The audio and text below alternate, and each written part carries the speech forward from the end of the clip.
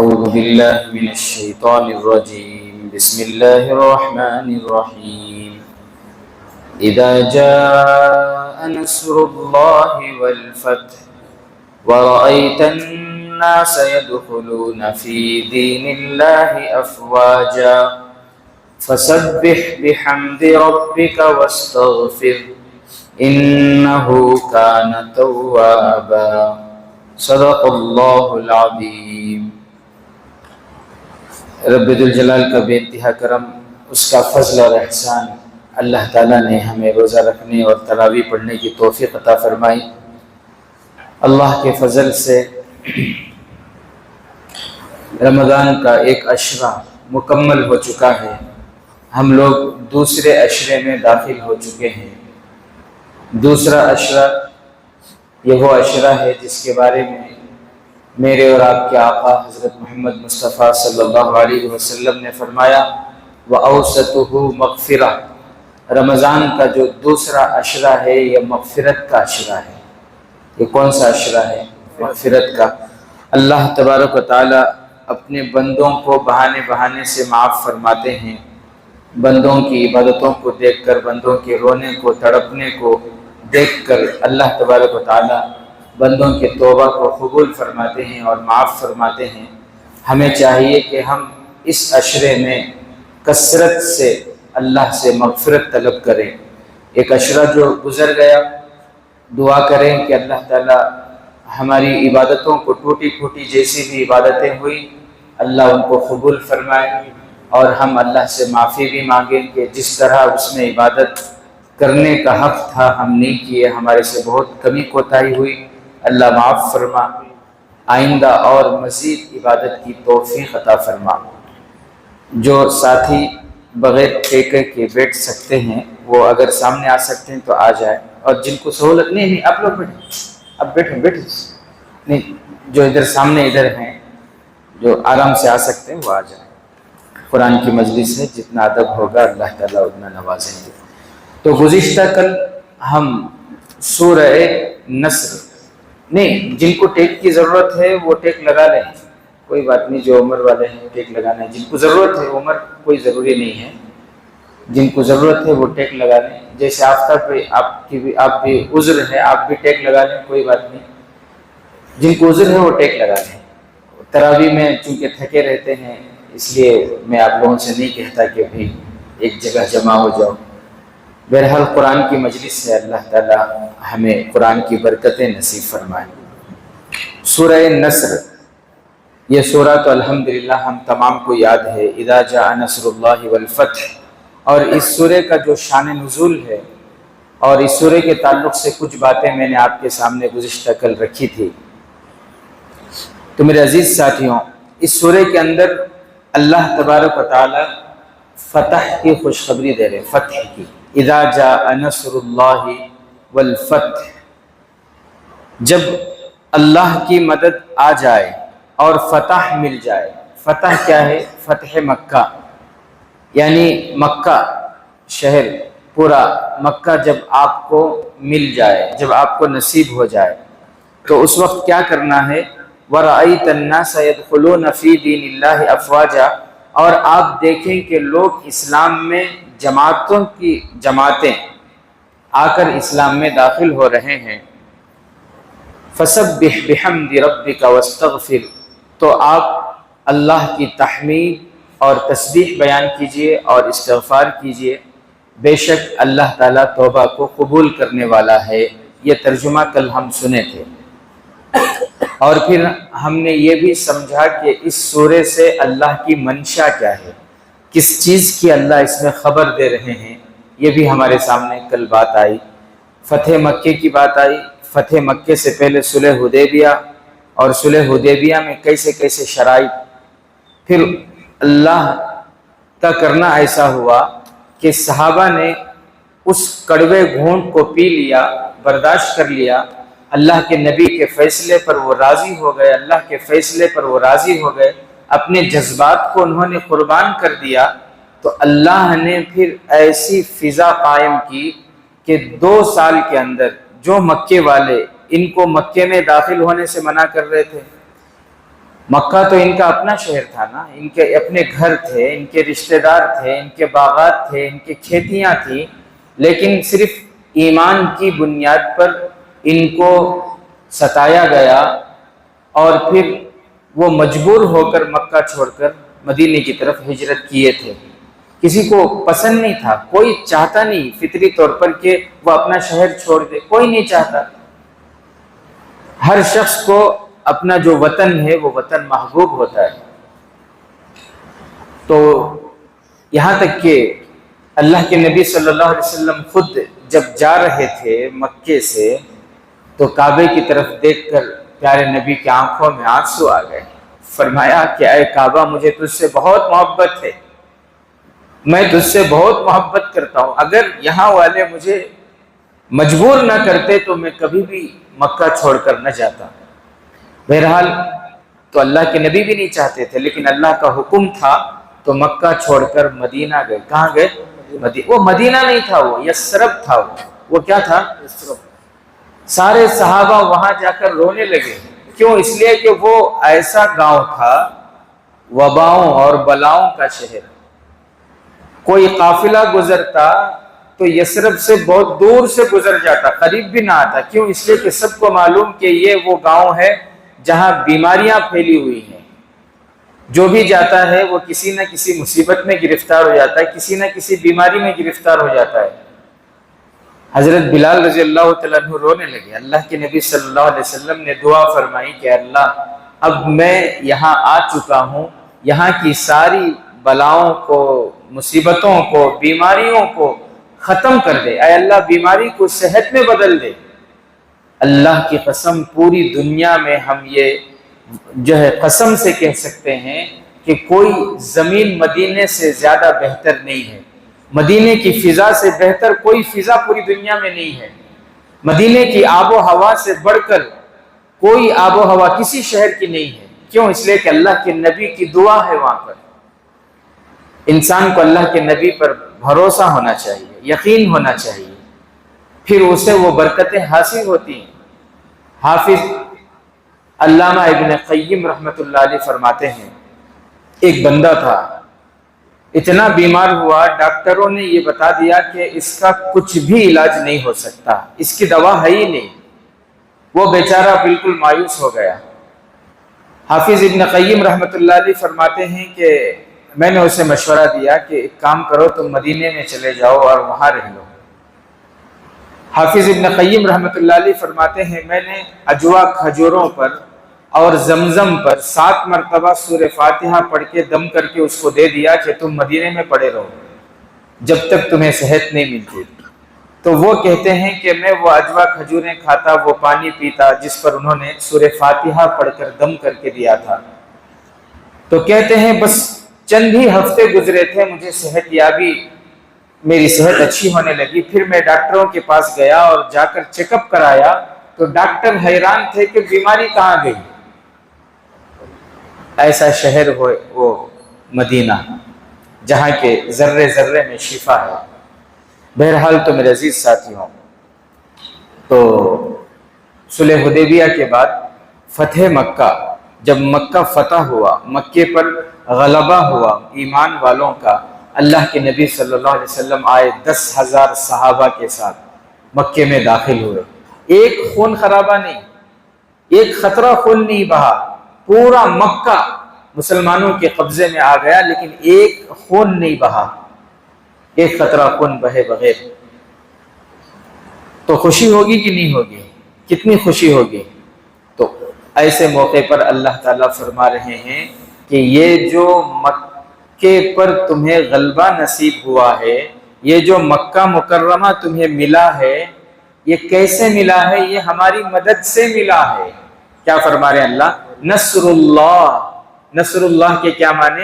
یعنی یہ مکہ تمہیں ایسے ہی نہیں مل گیا، بلکہ اللہ کی مدد سے تمہیں ملا ہے۔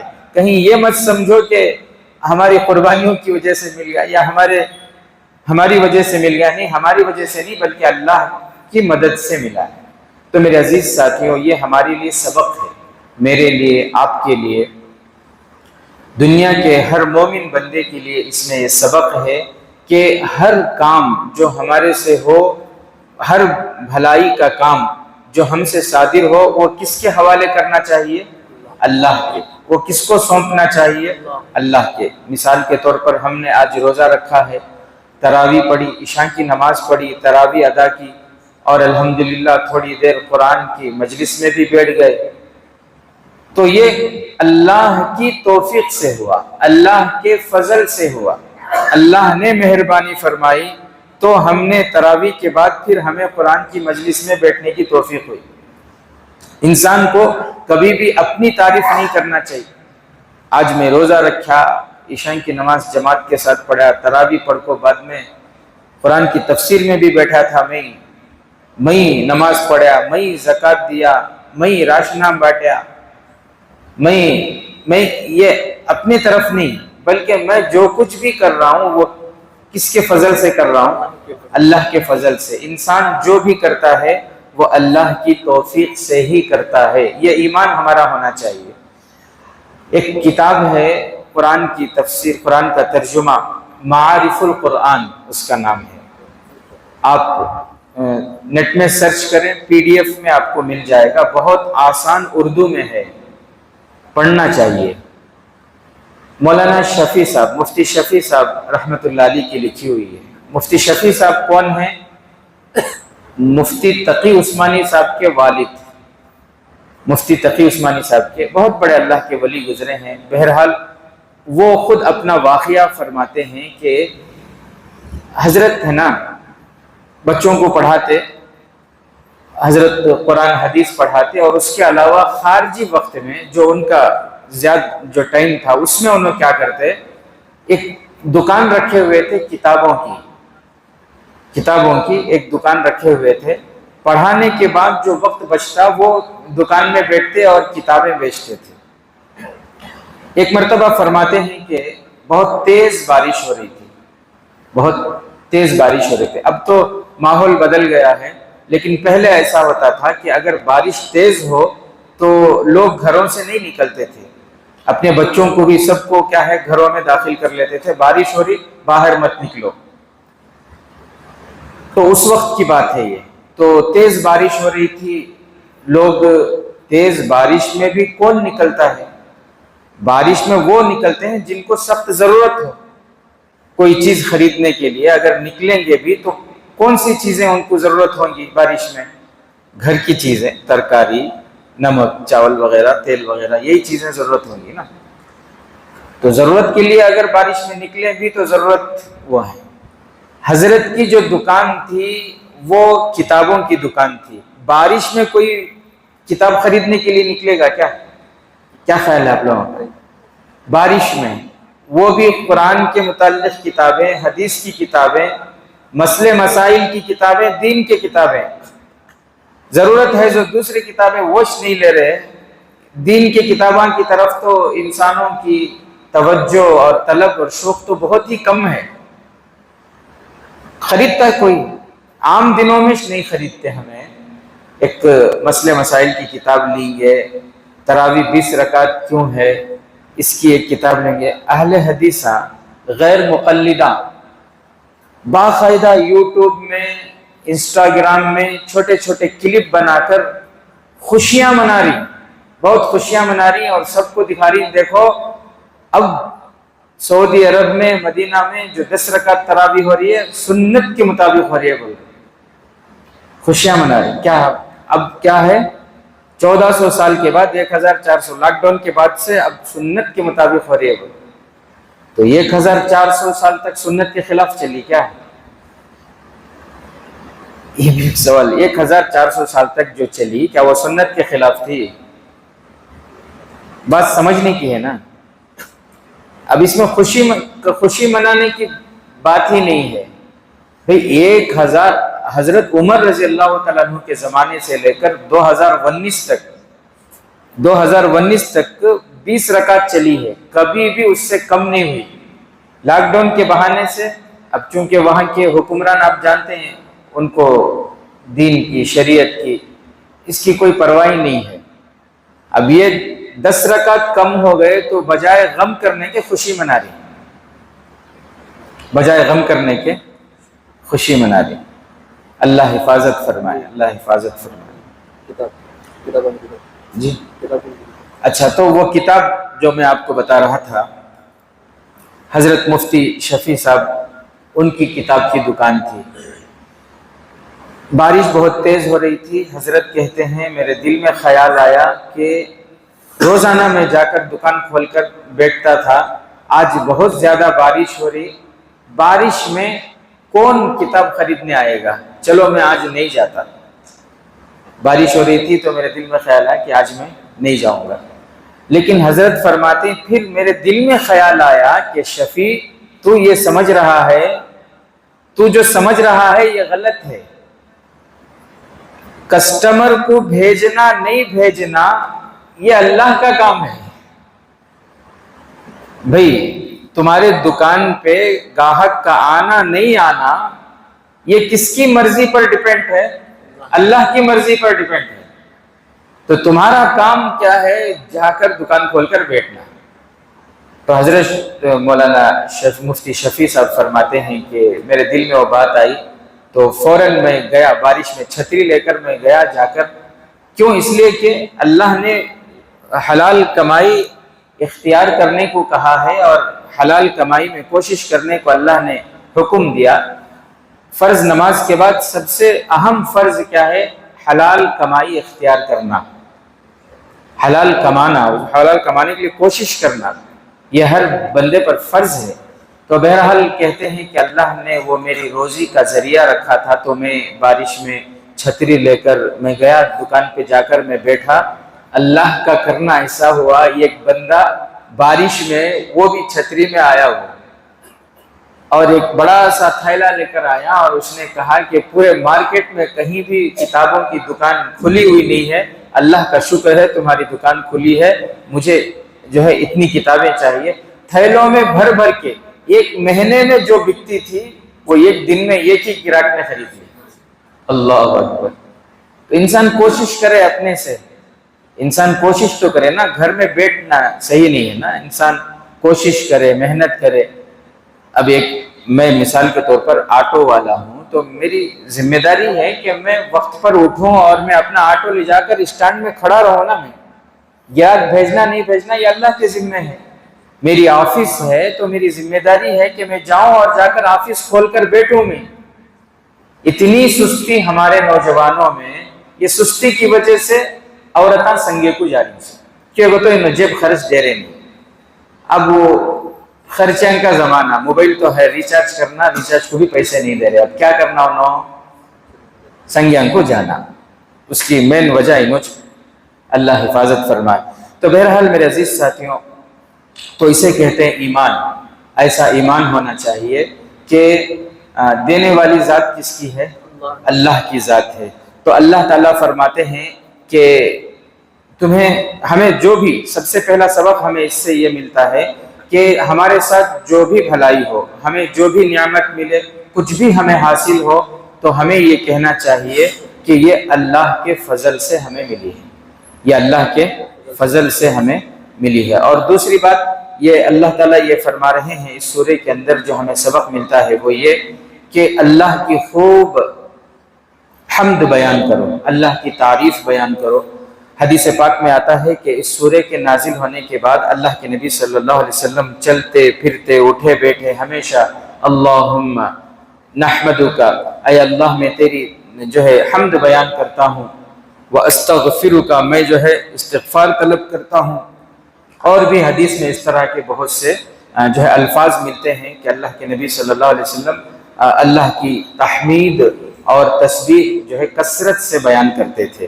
میرے محترم بزرگ عزیز دوستوں، ہمیں بھی یہ عادت بنانی چاہیے کہ ہمیشہ ہماری زبان پر اللہ کی تحمید ہو، اللہ کا شکر، اللہ کی نعمتوں کا ہم شکر کریں۔ ایک بزرگ کے بارے میں واقعہ لکھا ہے کہ بخار ہو گیا ان کو۔ کیا ہو گیا؟ بخار۔ تو 2 دن سے نماز میں نہیں آئے، تو مصلیوں کو فکر ہوئی، مصلی بھائی ہمارے ساتھی نماز کو نہیں آئے، تو عیادت کرنے کے لیے لوگ جا رہے تھے، دیکھنے کے لیے، خیر خیریت پوچھنے کے لیے۔ تو حضرت جو تھے، حضرت بھی گئے، وہ بھی اللہ والے۔ مولانا گئے، جا کر حضرت سے ملے کہ حضرت طبیعت کیسی ہے؟ تو حضرت کیسا جواب دے رہے ہیں؟ میری آنکھیں الحمدللہ بہت اچھی ہیں، اللہ کا فضل ہے، مجھے سب کچھ اچھا نظر آ رہا ہے، اور میری زبان بھی اللہ کے فضل سے کام کر رہی ہے، میں بات کر رہا ہوں، میرے ہاتھ بھی الحمدللہ اچھے ہیں، میرے پیر بھی کام کر رہے ہیں، مجھے سر میں درد بھی نہیں ہے۔ ساری نعمتوں کو گنا کر اس کے بعد کہنے لگے کہ تھوڑا سا بخار ہے، دعا کرو، انشاءاللہ امید ہے اللہ کی ذات سے بہت جلدی صحت مل جائے گی، اللہ بہت جلد مجھے کیا کریں گے، صحت دے دیں گے۔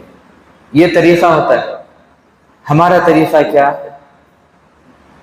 تھوڑی سی طبیعت خراب ہوئی تو فون سوئچ آف ہو، صحیح بات، معلوم ہوا طبیعت خراب ہے، فون کر کو پوچھیں گے تو سوئچ آف ہو۔ گھر کے پاس گئے، ایسا اٹھ کو آ رہی، خیر آئے بیٹھے ملاقات کرے، کیا ہے طبیعت پوچھے تو حضرت پوچھو نہ کو حضرت بخار ہے 2 دن سے۔ اب کیا ہے بخار، ایسا مطلب وہ بتاتے ہیں جیسا کہ اب کیا انہوں خالی 1-2 دن کے مہمان انہوں ملنا تو ملنے چل جاؤ گھر کو۔ تو بزرگوں کا طریقہ کیا ہے، اللہ والوں کا طریقہ کیا ہے کہ اللہ کی نعمتیں جو ہیں وہ گنائیں۔ میری آنکھیں صحیح سالم ہے، میرے کان میں سماعت کی قوت ہے، میرے کان صحیح سالم ہیں، میری ناک صحیح سالم ہے، میرا دماغ صحیح سالم ہے، اتنی ساری نعمتیں ہیں، بس ایک تھوڑی سی طبیعت ناساز ہے، انشاءاللہ اللہ تعالیٰ وہ بھی جلد صحت عطا فرمائیں گے۔ اس طرح کہنا چاہیے۔ اگر چھوٹی چھوٹی چیز کو ہم بڑی بنا کر، مطلب سر میں درد ہے لیکن اسے ایسا نمازاں چھوڑ دیں، کئی کو بولے تو حضرت سر میں درد، حضرت، تو یہ کیا ہو گیا بولے تو شکایت ہو گئی، اللہ کے ناشکری ہو جاتی ہے۔ ہر ہمیشہ الحمدللہ علی کل حال، ہماری زبان پر ہمیشہ یہ الفاظ ہونا چاہیے، ہر موقع پر۔ یہاں سے ہم اٹھ کر گھر کو جا رہے ہیں، گھر میں جا کر بیل بجائے، دروازہ کھلا، اللہ کا شکر الحمدللہ۔ ایسا بھی تو ہو سکتا تھا کہ گھر کے اندر جو ہیں اہلیاں ہیں، بچے ہیں، سو گئے ہوں، ہم وہاں بجاتے کھڑے رہیں، انتظار کرتے رہیں، ایسا بھی ہو سکتا تھا نا۔ ہم گئے اور فوراً جو ہے دروازہ کھلا تو اللہ کا شکر ادا کرنا۔ پھر دیکھے بیوی بچے صحیح سالم ہیں، تندرست ہیں، الحمدللہ اللہ کا شکر ادا کرنا۔ ہماری غیر موجودگی میں ہو سکتا تھا ان کو کچھ نقصان ہو جائے، کچھ بھی نہیں ہوا، صحیح سالم ہے تو اللہ کا شکر ادا کرنا۔ فون رکھ کر آئے تھے، ایسا تو نہیں ہوتا، فون سے بھی ساتھ میں چلا کے، گاڑی رکھ کر آئے تھے، گاڑی گھر میں جو ہے باہر پارک کر کے آئے تھے، نظر پڑی گاڑی جو ہے وہیں پر ہے، کیا کرنا، فوراً ہماری زبان پر الحمدللہ۔ ہو سکتا تھا کہ چور لے کر چلے جائیں یا کچھ شریر جو ہے پیٹرول وغیرہ نکال دیں یا پھر ہوا نکال دیں، کچھ بھی کر دیں، تو اللہ کا شکر ادا، الحمدللہ۔ کھانے کے لیے بیٹھیں، اللہ کا شکر الحمدللہ، بسم اللہ بول کر کھانا کھانا ہے اور اللہ کا شکر ادا کرنا۔ کئی کو حضرت میں خون پسینہ یک کر کو رات کو لا کو دیا، ہمارے بیوی بنا دیے، اس میں کیا ہے، اللہ کا شکر۔ یہ اللہ کے فضل سے ہی ہے، ورنہ سب کچھ ہوتے ہوئے بھی بہت سے ایسے ہیں کھانے کی توفیق نہیں ہوتی۔ کھانا موجود ہے لیکن ہاتھوں میں کھانے کی طاقت نہیں ہے، بیماری ہو گئی، سمجھو پیرالائز ہو گیا، اب بیچارے ہاتھ سے اٹھا کر کھانا چاہ رہے ہیں لیکن نہیں کھا سک رہے۔ اللہ تیرا شکر ہے، میرے ہاتھوں میں تو نے طاقت دی، میں اپنے ہاتھوں سے اٹھا کے نوالا کھا رہا ہوں۔ چبانے کی اللہ نے طاقت دی، اس پر اللہ کا شکر، اللہ تیرا لاکھ لاکھ شکر ہے، مجھے چبانے کی طاقت دی ہے۔ بہت سے ایسے ہیں چبانے کی طاقت نہیں ہے، ان کو کھانا پیس کر کھلایا جا رہا ہے۔ بہت سے ایسے ہیں اسپتالوں میں، آپ دیکھیں یہاں ان کو پائپ ڈال کر اس میں لکوڈ چیزیں جو ہے ڈال کر کئی مہینے سے ان کی ایسی غذا چل رہی ہے۔ تو اللہ تیرا شکر ہے، تو نے ہاتھوں میں طاقت دی، تو نے چبانے کی طاقت دی، تو نے ہاضمے کی طاقت دی۔ اللہ کا ہمیشہ اللہ کا شکر ادا کرتے رہنا ہے۔ صبح میں بیدار ہوئے، الحمدللہ الذی احیانا بعدما اماتنا والیہ النشور، اللہ کا شکر ادا کرنا۔ اللہ تیرا لاکھ لاکھ شکر ہے کہ تو نے زندگی بخشی، موت کی طرح تو نے سلایا ہوا تھا، نیند عطا کی تھی، لیکن موت کے بعد تو نے پھر زندگی عطا فرمائی، اس پر اللہ کا ہمیں شکر ادا کرنا۔ وَإِلَيْهِ النُّشُورُ، اور پھر یہ بات بھی کہ آخر ایک دن جانا تو ہے، ایک دن تو طے ہے، تو اس لیے اللہ کا شکر ادا کریں۔ بہت سے مرتبہ ایسا ہوتا ہے، فون آتا ہے رشتہ داروں کا کہ فلاں رشتہ دار کا انتقال ہو گیا، جلدی آ جاؤ، جنازے کی نماز ظہر کو ہے۔ چند پٹنہ سے فون آیا، رام نگر سے، میسور سے، کہیں سے بھی فون آیا۔ اب ہم پوچھتے ہیں ہمارے رشتہ دار کو، بھئی کیا ہوا، پرسوں نہ بات کرا؟ نہیں، رات کو تراویح بھی پڑھے، تفسیر میں بھی بیٹھے تھے، صبح کو سحری بھی کرے، روزے سے تھے، اس کے بعد گھر کو آئے، کیا کی ذرا درد کہے، انتقال ہو گیا۔ ایسی خبریں بھی آتی ہیں کہ تراویح پڑھ لے کو رات میں آ کو سوئے، صبح کو فجر کو اٹھانے گئے تو اللہ کو پیارے ہو گئے، سوئے تھے اور پھر اٹھے نہیں، ہمیشہ کے لیے سو گئے۔ تو ہمیں بھی مرنا ہے، اللہ کے پاس جانا ہے۔ گھراں بدل لیو، محلے بدل لیو، ملک بدل لیو، کانٹ بھی چلے جاؤ، موت سے نہیں بچ سکتے۔ بچ سکتی کیا موت سے؟ ہرگز۔ اسے کسی چیز کی ضرورت نہیں ہے، نہ ویزا کی، نہ پاسپورٹ کی، نہ ٹکٹاں کی، نہ اجازت کی، نہ پرمیشن کی، کسی چیز کی ضرورت نہیں ہے۔ وقت جب متعین اللہ کی طرف سے جو متعین وقت ہے وہ وقت ہوگا تو وہ ضرور آئے گا، اس بات کو یاد رکھیں۔ تو اللہ کا شکر کہ اللہ موت کے بعد تو نے پھر سے زندگی دی۔ بہت سے بندے دنیا میں ایسے ہیں جو رات کو سوتے ہیں پھر سو جاتے ہیں ہمیشہ کے لیے، تو نے مجھے جگایا، پھر مجھے زندگی دی، تیرا لاکھ لاکھ شکر۔ الحمدللہ الذی احیانا بعدما اماتنا والیہ النشور۔ تو ہمیشہ ہر نعمت پر، ہر وقت ہماری زبان پر کیا ہو؟ الحمدللہ، الحمدللہ علی کل حال۔ تو یہ بہت اچھی صفت ہے، یہ صفت ہمارے اندر ہونی چاہیے۔ بہرحال میرے عزیز ساتھیوں، اس سورے سے ہمیں یہ ملنے والے اسباق تھے جو میں نے آپ کے سامنے رکھے۔ ساتھی مسئلہ پوچھ رہے تھے زکوٰۃ کے سلسلے میں کہ زکوٰۃ کیسا نکالنا، کس پر فرض ہے۔ ایک مسئلہ بول کے میں اپنی بات کو ختم کروں۔ دیکھو، سب سے آسان طریقہ زکوٰۃ میرے اوپر فرض ہے یا نہیں، سونا 7.5 تولہ سونا رہنا، سونے میں زکوٰۃ فرض ہونے کے واسطے، چاندی میں زکوٰۃ فرض ہونے کے واسطے 52.5 تولہ چاندی رہنا، ٹھیک ہے۔ ٹینشن میں جانے کی ضرورت نہیں ہے۔ سب سے پہلی چیز کیا ہے کر کو بولے تو حساب کر کے دیکھ لو کتنی ہے چیزیں، سونا کتنا ہے، کتنے تولے سونے ہی اس کی قیمت لگا لو، کتنا چاندی ہے اس کی قیمت لگا لو، جما لو۔ سونا نصاب کو نہیں پہنچ رہا، نہیں، اس کی قیمت، سونا کتنا ہے، مثال کے طور پر سونا جو ہے 10 لاکھ کا سونا ہے سمجھو، چاندی کتنے کا ہے، چاندی حساب کر کو دیکھے 1 لاکھ، 11 لاکھ ہو گئے۔ اس کے بعد تجارت کی چیزیں جو ہمیں بزنس کر رہی، تو بزنس میں ہمیں جو لگا کو ہی پیسے تجارت میں، تو وہ کتنا ہے وہ دیکھنا ہے۔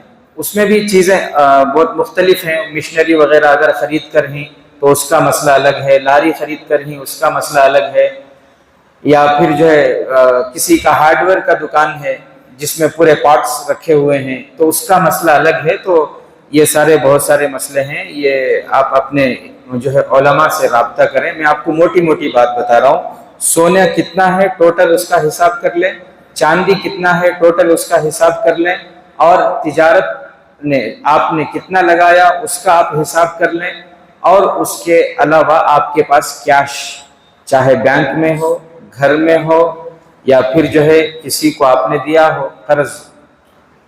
اچھا، قرض جو دیے ہیں اس پر بھی زکوٰۃ نکالنا ہے، لیکن اگر آپ کو امید ہے کہ یہ قرض نہیں واپس کرے گا، آپ کو کنفرم ہو گیا کہ 10 سال ہو گئے، 15 سال ہو گئے، ابھی تک نہیں دیا، اب یہ کب دے گا، یہ نہیں دے گا، اس طرح اگر آپ کو گمان ہے تو پھر فی الفور وہ ادا کرنا ضروری نہیں ہے۔ جب وہ ادا کرے گا اس کے بعد پورے سال کا حساب کر کے جتنی بھی زکوٰۃ اس کی بنتی ہے وہ نکالنا ہوگا آپ کو۔ بہرحال جن قرض کے بارے میں امید ہو، جیسے بہت سے نیک بندے ہوتے ہیں جو وقت پر دے دیتے ہیں، انہوں نے قرض لیا ہے آئندہ سال دے دیں گے، امید ہے آپ کو، تو پھر آپ کو چاہیے کہ آپ اس قرض کا بھی کیا کریں، حساب کر کے اس کی بھی زکوٰۃ نکالیں۔ کوئی پراپرٹی لے کر چھوڑے ہوئے ہوتے ہیں، یہاں ایک محلے میں یہاں ایک جو ہے جگہ لے لیے، وہ محلے میں ایک لے لیے، گاندھی نگر میں ایک لے لیے، کئی کو نہیں اچھی قیمت ہے تو بیچ ڈالیں گے، نہیں تو آئندہ بچے کی شادی کو بیچ کو شادیاں کریں گے، نہیں تو کیا بھی ایک بزنس کریں گے، بول کو یہ نیت سے خرید کو ہی تو وہ جو پراپرٹی کی اس وقت قیمت چل رہی ہے وہ قیمت کا حساب کر کے اس کا بھی زکوٰۃ نکالنا۔ تو میرے عزیز ساتھیوں، یہ 4 چیزیں یاد رکھیں: سونا، چاندی، تجارت کی جو چیزیں ہیں اس پر، اور کیش، چاہے وہ آپ کے پاس ہو یا بینک میں رکھے ہوئے ہوں، کیش جو بھی ہے وہ تمام کا حساب کر کے اس کا 2.5، اس کا 40واں حصہ جو ہے وہ اللہ کا حق ہے۔ اللہ نے وہ حق رکھا ہے غریبوں کا آپ کے مال میں۔ اللہ تعالیٰ اب زکوٰۃ کن کن کو دینا ہے اور کس کس کو دینے سے زکوٰۃ ادا نہیں ہوتی، آئندہ کل جو ہے اس مسئلے کو آپ کے سامنے بیان کرنے کی کوشش کریں۔ اللہ تعالیٰ عمل کی توفیق نصیب فرمائے۔ سبحان اللہ و بحمدہ، سبحانک اللہ۔